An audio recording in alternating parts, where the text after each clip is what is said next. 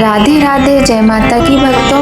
आप सभी का स्वागत करती हूँ स्पिरिचुअल ज्ञान साधना में और आप सभी से अनुरोध करती हूँ कि स्पिरिचुअल ज्ञान साधना को सब्सक्राइब कर लीजिए और बेल आइकन को प्रेस कर दीजिए ताकि आपको नई नई वीडियोस का नोटिफिकेशन। श्री गुरु चरण सरोज रज निजमन मुकुर सुधार, बरनऊ रघुबर विमल जस, जो दायक फल चार।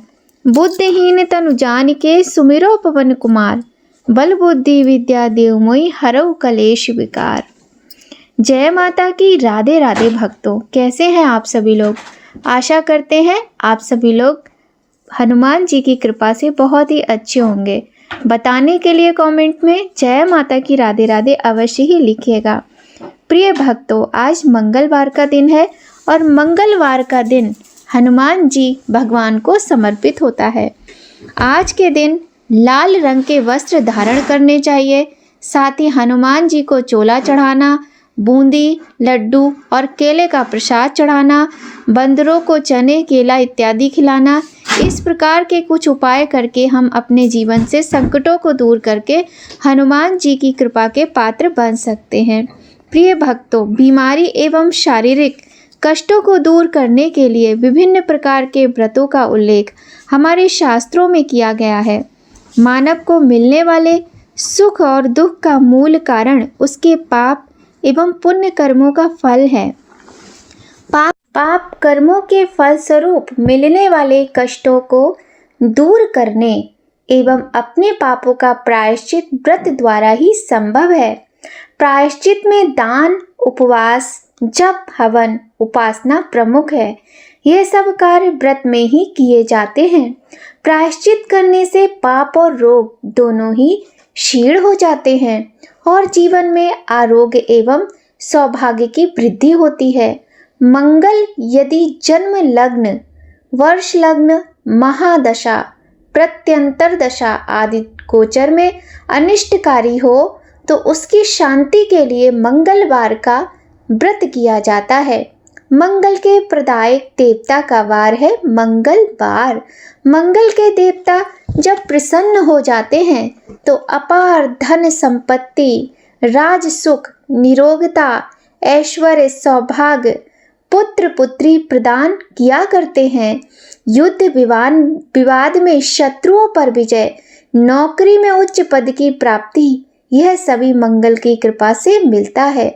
दुर्भाग्यवश अगर मंगल देवता रुष्ट हो जाएं, अगर मंगल देवता नीच स्थान में हो, मंगल की दशा बदलकर क्रूर हो जाए तो यह देव सुख, वैभव, संतान की प्राप्ति तथा दुख और कष्टों के निवारण हेतु मंगलवार का व्रत करना चाहिए।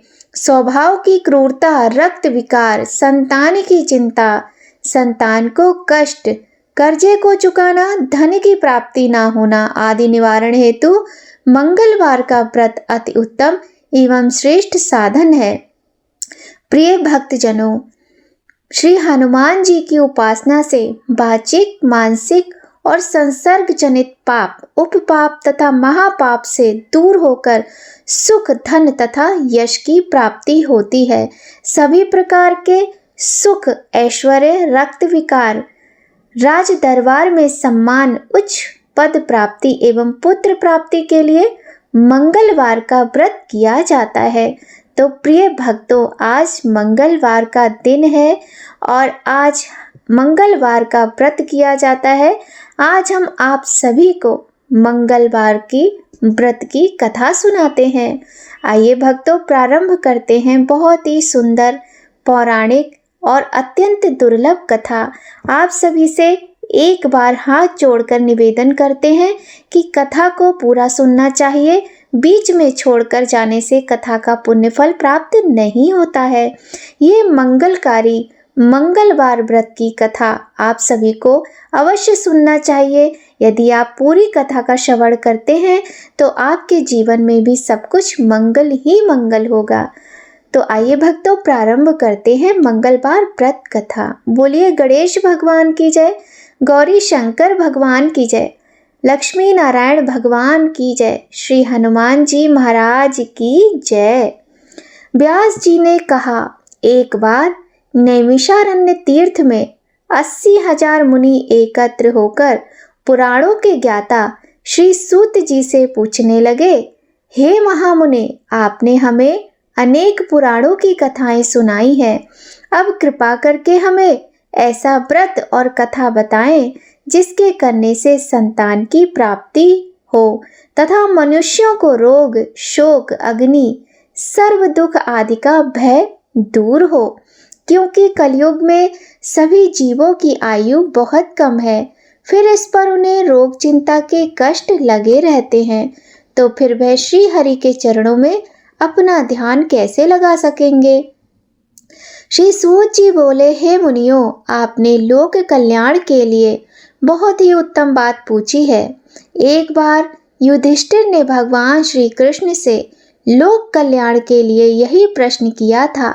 भगवान श्री कृष्ण और युधिष्ठिर का संवाद तुम्हारे सामने कहता हूँ, ध्यान देकर सुनो। एक समय पांडवों की सभा में श्री कृष्ण जी बैठे हुए थे। तब युधिष्ठिर ने भगवान श्री कृष्ण से प्रश्न किया, हे प्रभु नंद नंदन गोविंद, आपने मेरे लिए अनेकों कथाएं सुनाई हैं। आज आप कृपा करके ऐसा व्रत या कथा सुनाएं जिसके करने से मनुष्य को रोग चिंता का भय समाप्त हो और उसको पुत्र की प्राप्ति हो। हे प्रभु, बिना पुत्र के जीवन व्यर्थ है। पुत्र के बिना मनुष्य नरकगामी होता है। पुत्र के बिना मनुष्य पितृ ऋण से छुटकारा नहीं पा सकता और ना ही उसका पुनग नामक नरक से उद्धार हो सकता है। अतः पुत्रदायक व्रत बतलाएं। श्री कृष्ण भगवान बोले, हे राजन, मैं एक प्राचीन इतिहास सुनाता हूँ, आप उसे ध्यान पूर्वक सुनो। कुंडलपुर नामक एक नगर था।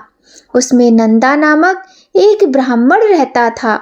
भगवान की कृपा से उसके पास सब कुछ था, फिर भी वह दुखी था। इसका कारण यह था कि ब्राह्मण की स्त्री सुनंदा के कोई संतान ना थी। सुनंदा पतिव्रता स्त्री थी, भक्ति पूर्वक श्री हनुमान जी की आराधना करती थी।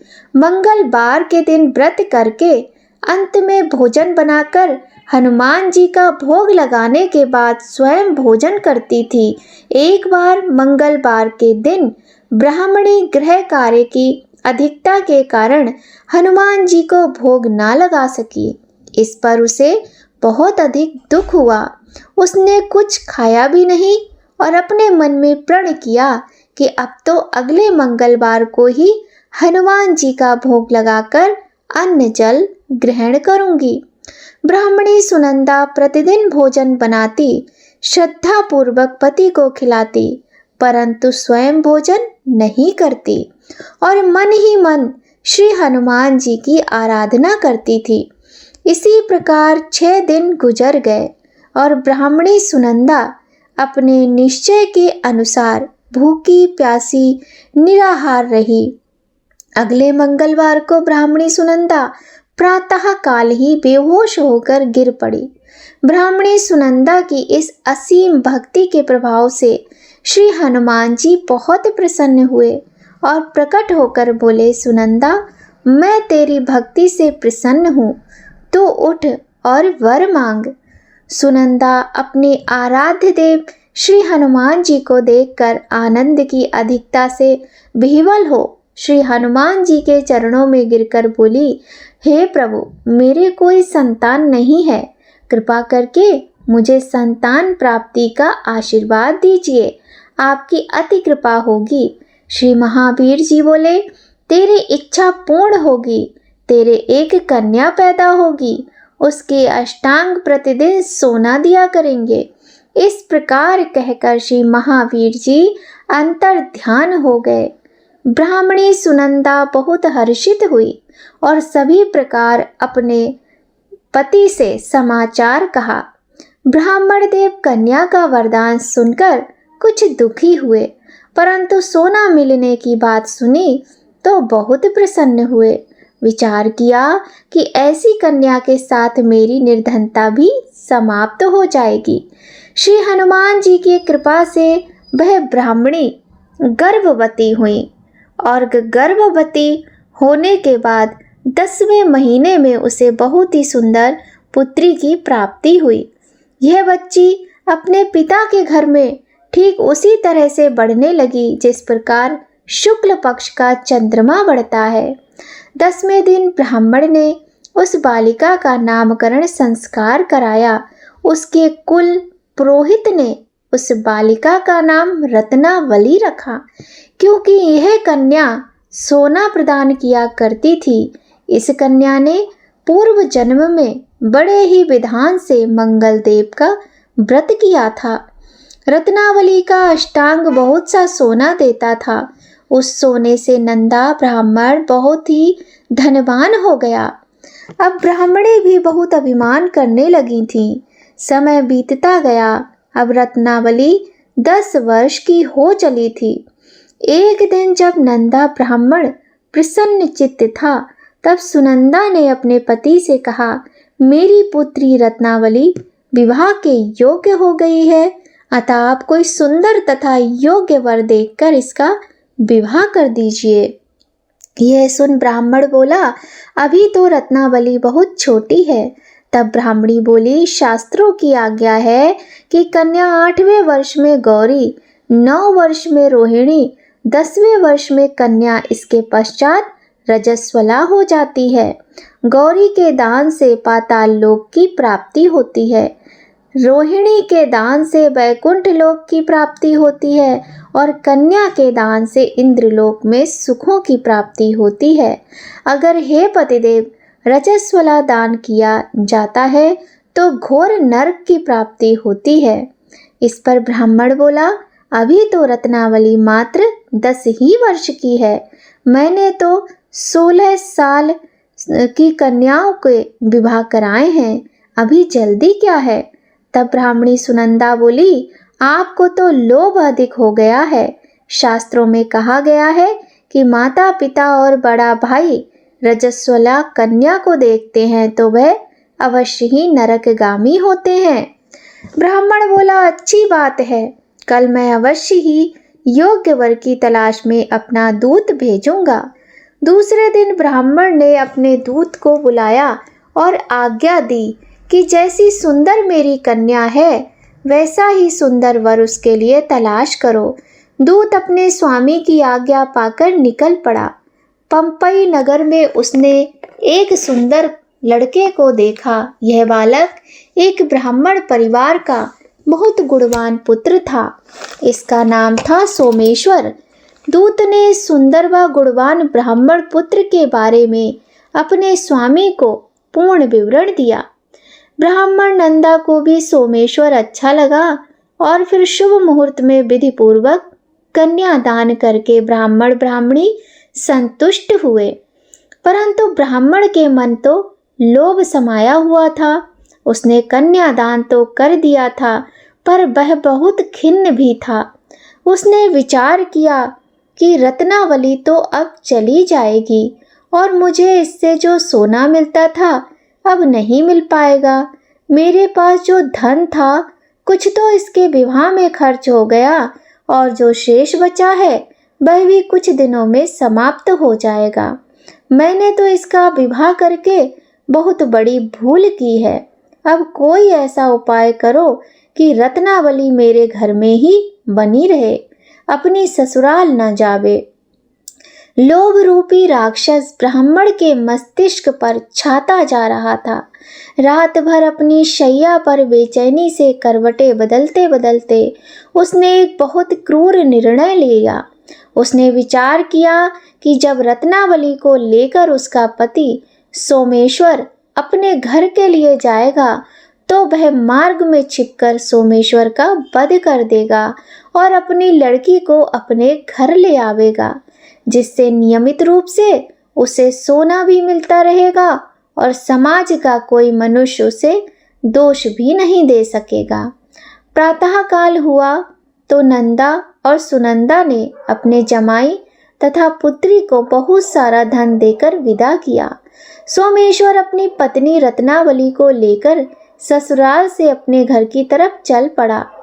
ब्राह्मण नंदा महालोभ के वशीभूत हो अपनी मति खो चुका था। पाप पुण्य को उसे विचार ही न रहा था। अपने भयानक व क्रूर निर्णय को कार्य रूप देने के लिए उसने अपने दूत को मार्ग में अपने जमाई का वध करने के लिए भेज दिया था, ताकि रत्नावली से प्राप्त होने वाला सोना उसे मिलता रहे और वो कभी निर्धन ना हो। ब्राह्मण के दूत ने अपने स्वामी की आज्ञा का पालन करते हुए उसके जमाई सोमेश्वर का मार्ग में ही वध कर दिया। समाचार प्राप्त कर ब्राह्मण नंदा मार्ग में पहुंचा और रुदन करती अपनी पुत्री रत्नावली से बोला, हे पुत्री, मार्ग में लुटेरों ने तेरे पति का वध कर दिया है। भगवान की इच्छा के आगे किसी का कोई वश नहीं चलता है। अब तू घर चल, वहां पर ही रहकर शेष जीवन व्यतीत करना। जो भाग्य में लिखा है वही होगा। अपने पति की अकाल मृत्यु से रत्नावली बहुत दुखी हुई। करुण क्रंदन व रुदन करते हुए अपने पिता से बोली, हे पिताजी, इस संसार में जिस स्त्री का पति नहीं है उसका जीवन व्यर्थ है।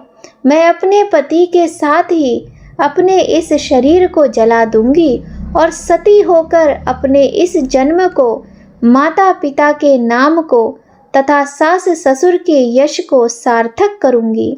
ब्राह्मण नंदा अपनी पुत्री रत्नावली के वचनों को सुनकर बहुत दुखी हुआ। विचार करने लगा, मैंने व्यर्थ ही जमाई का वध करके अब पाप अपने सिर लिया। रत्नावली तो उसके पीछे अपने प्राण तक देने को तैयार है। मेरा तो दोनों तरफ से मरण हो गया। धन तो अब मिलेगा नहीं। जमाई वध के पाप के फलस्वरूप यम यातना भी भुगतनी पड़ेगी। यह सोचकर वह बहुत खिन्न हुआ। सोमेश्वर की चिता बनाई गई। रत्नावली सती होने की इच्छा से अपने पति का सिर अपनी गोद में रखकर चिता में बैठ गई। जैसे ही सोमेश्वर की चिता को अग्नि लगाई गई, वैसे ही प्रसन्न हो मंगलदेव वहां प्रकट हुए और बोले, हे रत्नावली, मैं तेरी पति भक्ति से बहुत प्रसन्न हूँ, तू वर मांग। रत्नावली ने अपने पति का जीवन दान मांगा। तब मंगलदेव बोले, रत्नावली, तेरा पति तो अजर अमर है, ये महाविद्वान भी होगा और इसके अतिरिक्त तेरी जो इच्छा हो वर मांग। तब रत्नावली बोली, हे ग्रहों के स्वामी, यदि आप मुझ पर प्रसन्न हैं कि तो मुझे ये वरदान दीजिए कि जो भी मनुष्य मंगलवार के दिन प्रातःकाल लाल पुष्प, लाल चंदन से पूजा करके आपका स्मरण करे, उसको रोग व्याधि ना हो, स्वजनों का कभी वियोग ना हो, सर्प अग्नि तथा शत्रुओं का भय ना रहे। जो स्त्री मंगलवार का व्रत करे वह कभी विधवा ना हो। मंगलदेव तथास्तु कहकर अंतर ध्यान हो गए। सोमेश्वर मंगलदेव की कृपा से जीवित हो उठा।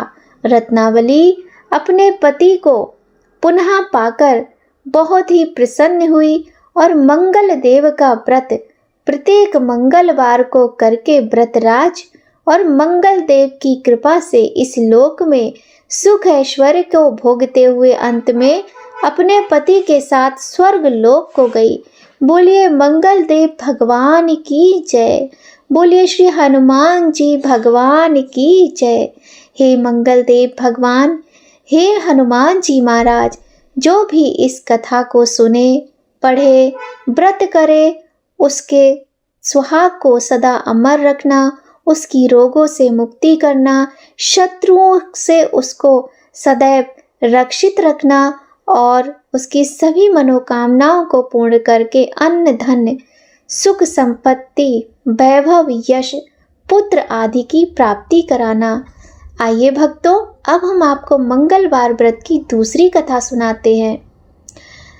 इस प्रकार से है ये कथा। ऋषि नगर में केशव दत्त ब्राह्मण अपनी पत्नी अंजलि के साथ रहता था।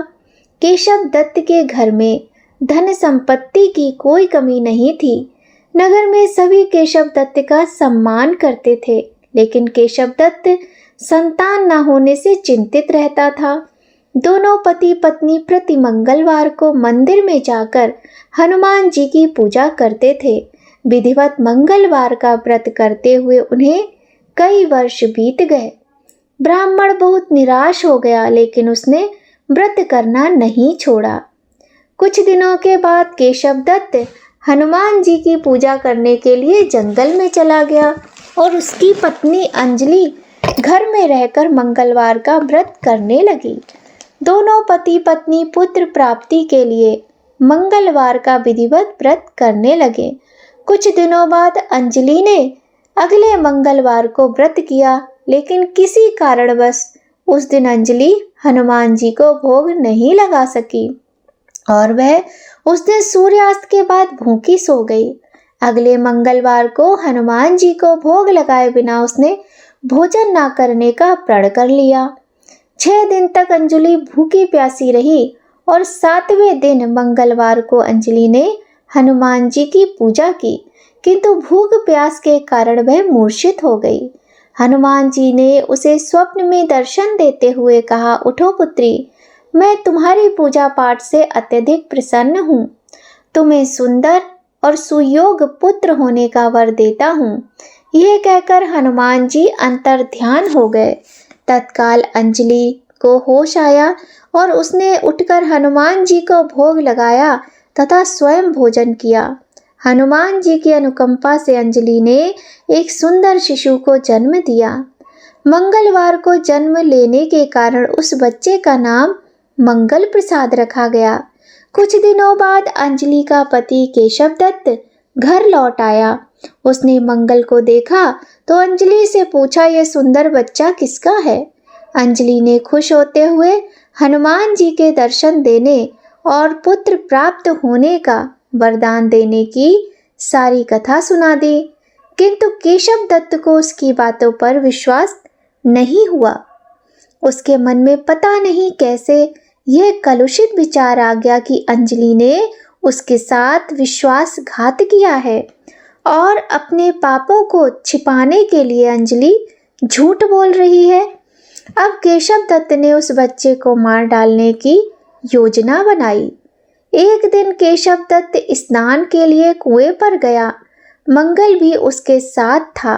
केशव दत्त ने अवसर देखकर मंगल को कुएं में फेंक दिया और घर आकर बहाना बना दिया कि मंगल तो कुएं पर मेरे पास पहुंचा ही नहीं।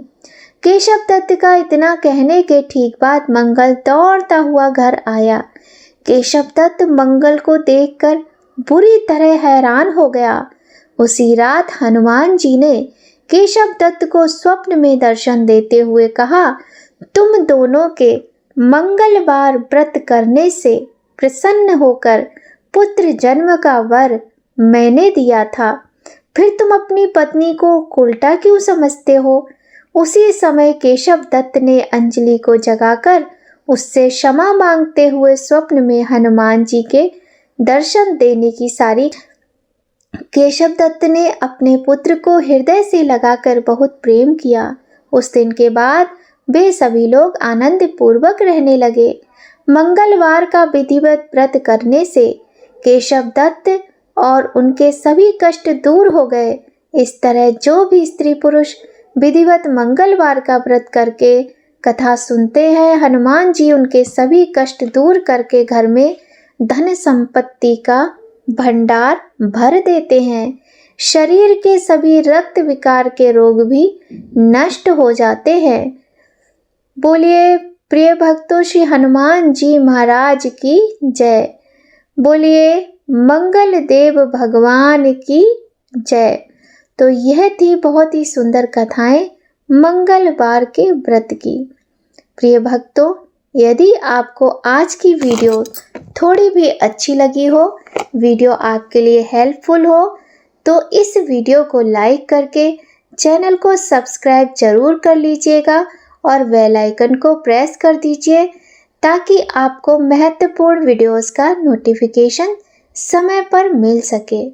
तो भक्तों, आज की वीडियो में बस इतना ही। और किसी भी व्रत में हमें कथा सुनने के बाद भगवान की आरती अवश्य ही करनी चाहिए। यदि आप मंगलवार का व्रत करते हैं तो आपको हनुमान जी के और मंगल देव के मंत्रों का जाप भी अवश्य ही करना चाहिए। तो भक्तों, आप सभी लोग अपना ध्यान रखें, स्वस्थ रहें, प्रसन्न रहें।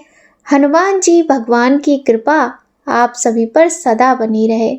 इसी कामना के साथ आज की वीडियो यहीं पर संपन्न होती है और मिलते हैं आपसे नई कहानी, नई जानकारी के साथ एक नई वीडियो में। तब तक सभी लोग खूब खुश रहिए, स्वस्थ रहिए। जय माता की।